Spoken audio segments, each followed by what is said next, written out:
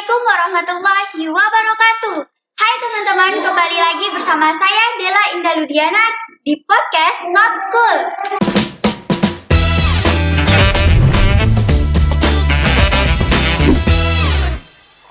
Hari ini kita kedatangan tamu dari jurusan yang terkenal di setiap SMK yang ada di Indonesia, yaitu jurusan otomotif.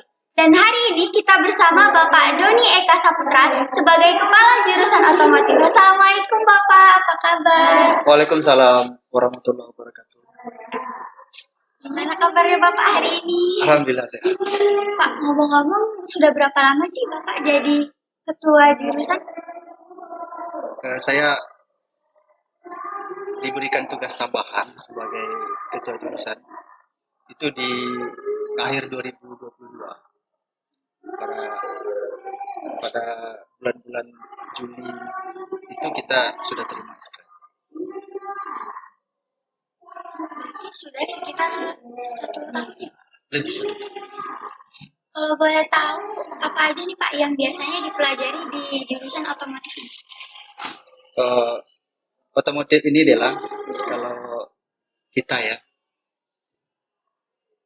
apa yang kita lihat di jalanan, apa yang kita lihat di parkiran-parkiran mall, itu yang kita pelajari di otomotif.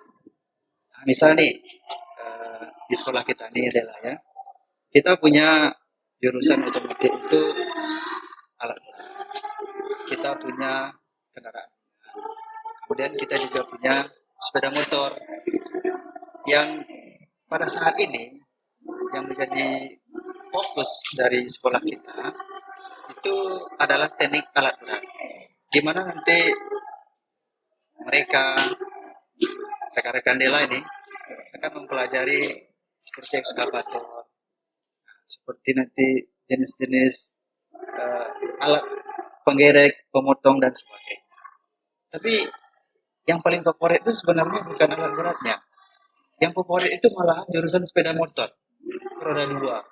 Jadi jurusan ini sudah ada di sekolah kita ini itu sejak tahun 2010, 2011 itu kita sudah mulai punya jurusan sepeda motor.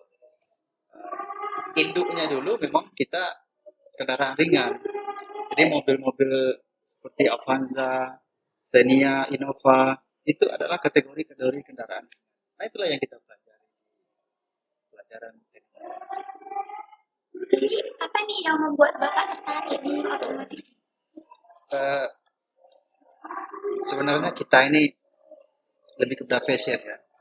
Mungkin yang menjadi cita-cita, yang menjadi kebanggaan pada saat saya juga dulu SMK loh seperti Dela. Saya dulu juga menempuh pendidikan di vokasi kejuruan. Jadi memang otomotif ini magnetnya bukan sekarang saja, tapi dari dulu memang magnetnya sudah kuat. Nah, jadi dari ketertarikan itulah kita memilih sekolah yang ada jurusan otomotif.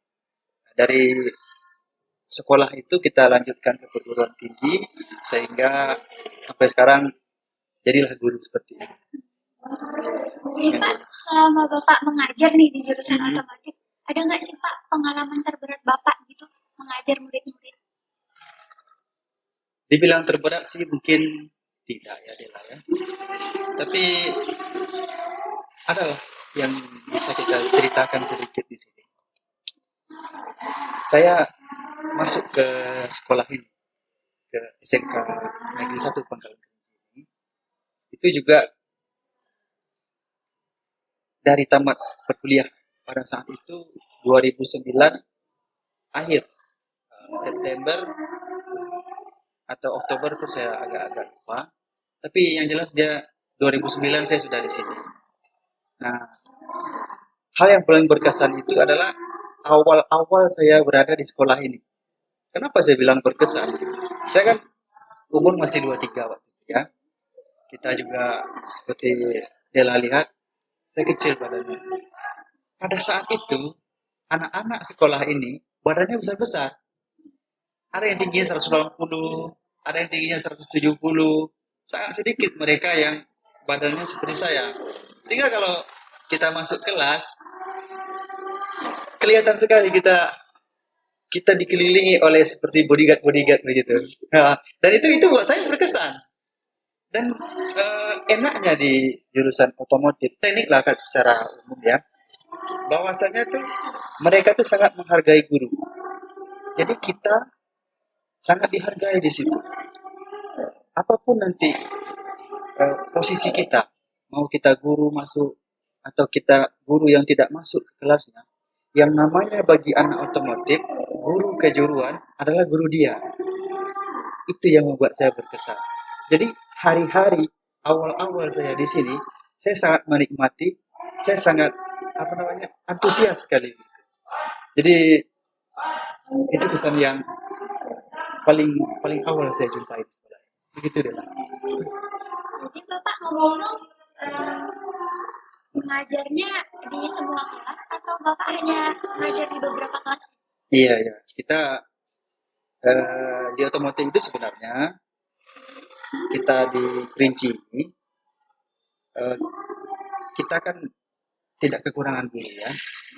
Kita mungkin berbeda lah mungkin dengan sekolah-sekolah katakanlah di pinggiran, di Kuala Kampar atau sekolah-sekolah terdekat. Misalnya saja SMK Ukui.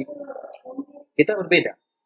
Di mana di sekolah kita ini setiap tingkatan itu ada gurunya. Nah, dari ketersediaan guru yang cukup itu, sehingga kita juga porsi mengajarnya pas-pas saja.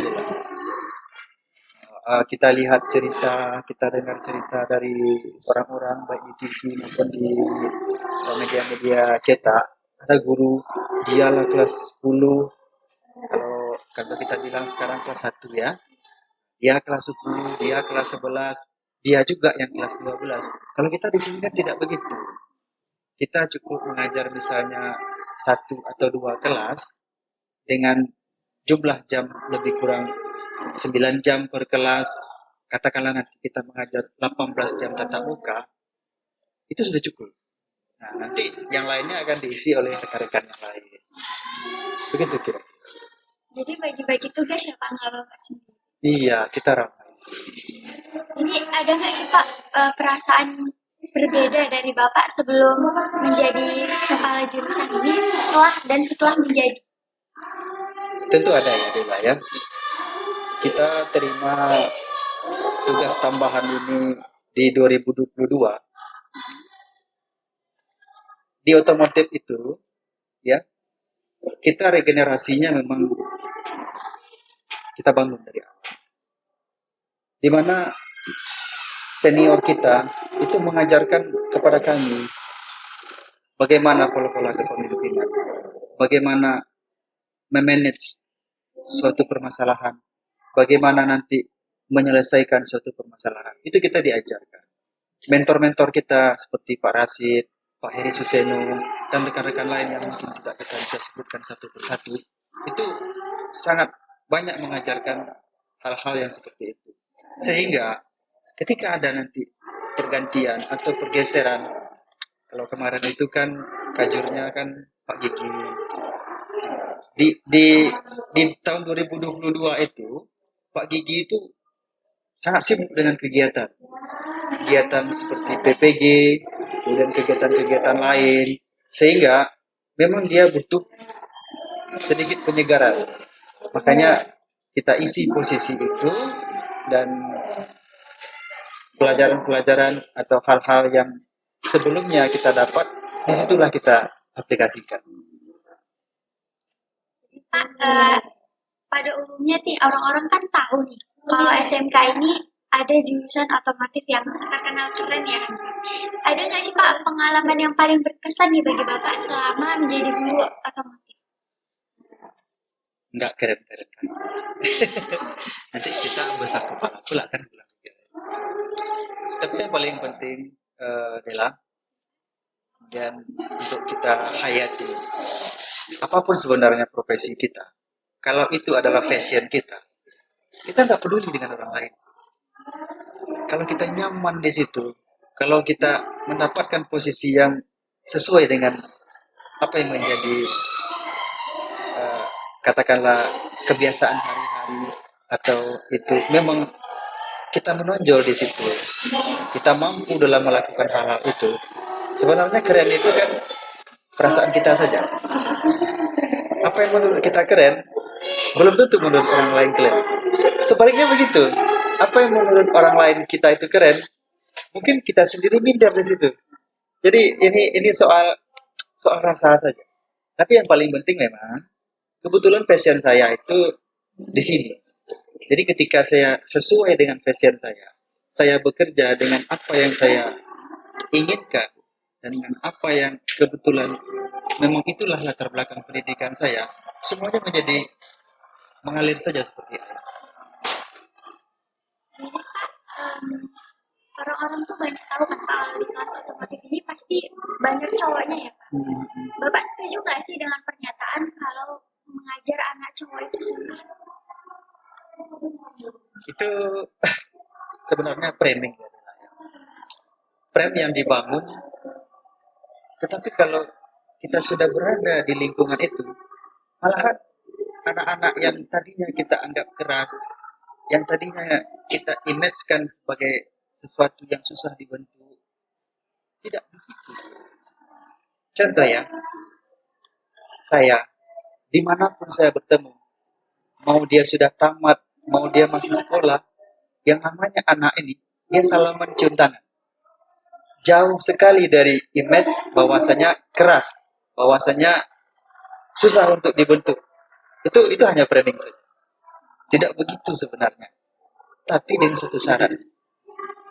Yang namanya kelas otomotif itu harus kita berada di dalam diri mereka. Jangan ini misalnya kita adalah guru umum. Jangan passion umum dibawakan ke otomotif. Nah, ini nanti dia akan berbenturan. Jadi memang kita harus masuk kepada dimensi mereka. Kita harus berada di mana frekuensi kita sama dengan mereka. Jadi kalau kita sudah satu frekuensi dengan mereka, interaksi itu bagus. Kita adalah teman mereka. Jangan posisikan kita sebagai guru. Kita adalah bagian dari mereka. Atau dalam bahasanya kita mentoring mereka. Maka kita akan diterima. Kalau kita gurui mereka, kalau kita ini salah, ini nggak benar, sekarang nggak bisa lagi. Semua yang menjadi image itu memang akan terbentuk atau akan kita jumpai di mana kita memaksakan kehendak kita kepada mereka. Tetapi kalau kita bermain di frekuensi mereka, kita akan. Kalau nggak salah di kelas otomotif ini ada terbagi lagi kan Pak kelas. Kalau boleh tahu kelas apa? Untuk sekarang dan untuk yang sebelumnya, mungkin saya jelaskan yang sebelumnya dulu ya. Kalau dulu kan kita otomotif itu kita tidak kenal ini. Sepeda motor kita nggak, alat berat kita nggak kenal. Mungkin hangat di telinga kita anak MO. Gitu kan. MO itu kan mekanik otomotif. Motor kah dia, alat berat kah dia, itu orang nggak kenal dulu. Nggak tahu orang. Orang tahunya sekolah di mana? Di SMK ini. Apa jurusan? MO. MO itu mekanik otomotif. Tapi itu dulu. Nah, sekarang seiring bergantinya kurikulum antara satu kurikulum dengan kurikulum yang lain, itu memang ada pergeseran nama, ada pergeseran nilai. Sehingga anak-anak generasi Dela sekarang atau anak-anak yang lahir di atas tahun 90 itu mereka sudah mulai mengenal ada istilahnya mungkin teknik kendaraan ringan, juga mereka mengenal teknik alat berat dan teknik sepeda motor. Dan kesemuanya itu di sekolah kita ini ada. Jadi pergeseran nilai, pergeseran nama itu memang mengikuti tren-tren dari kurikulum. Itu mungkin tentang penjelasan. Jadi Pak di otomotif ini sebenarnya yang dipelajarin itu apa aja? Atau hanya tentang transportasi? Atau ada pembahasan lain? Ya tentunya secara include kita mempelajari kulit-kulitnya dulu ya. Jadi kan kita 3 tingkatan ini adalah kelas 10, kelas 11, kemudian kelas 12.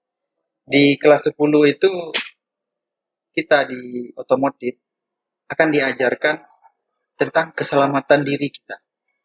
Kalau pernah kita dengar, ada program dari sekolah kita kan kunjungan industri kan. Kunjungan industri itu kan kita membawa anak kelas 10 ke industri. Misalnya ke Toyota atau ke showroom Honda, atau nanti kita bawa mereka ke RAPP, ke PTSI, itu alat beratnya. Nah, di sini kita lihat bagaimana mereka di perusahaan bekerja dengan tidak mengabaikan keselamatan diri. Lebih dikenal dengan nama K3, jadi keselamatan dan kesehatan kerja. Karena yang kita hadapi nanti adalah tidak seperti jurusan lain. Kita hadapi nanti mesin. Kita hadapi nanti alat-alat yang bekerja di lapangan, di hutan misalnya, kalau kita operator kan. Jadi kita butuh menanamkan pembelajaran kepada anak keselamatan diri. Kalaulah kita seperti jurusan lain, misalnya jurusan menjahit, yang mereka hadapi kan mesin jahit, nggak pindah-pindah dia. Tapi kalau kita di otomotif, yang kita hadapi nanti adalah mesin dengan kecepatan bisa di atas 6.000 putaran per menit. Kalau mesin itu berputar di atas 2.000 saja, kita tidak bisa lagi melihat kapan kapan benda ini bertemu antara A, B, dan C-nya. Tidak bisa kita kenali lagi. Begitulah putarannya. Nah, dari resiko yang ada itu, harus kita tanamkan kepada anak-anak bagaimana menjaga keselamatan. Bagaimana dalam bekerja, dia tidak mengalami kecelakaan, dan mesin juga tidak mengalami kerusakan. Si dianya aman, si mesinnya juga aman. Itu di kelas 10. Naik nanti mereka ke kelas 11, kita mulai korek lebih dalam seperti apa mesin itu bekerja di dalam. Tadi kan kita di luar saja nih, kita bawa ke industri. Nah, sekarang kita mulai korek ke dalam bagaimana mesin itu bekerja di dalam. Di kelas 12 nanti kita turunkan mereka ke industri itu. Nah, jadi tingkatannya jelas.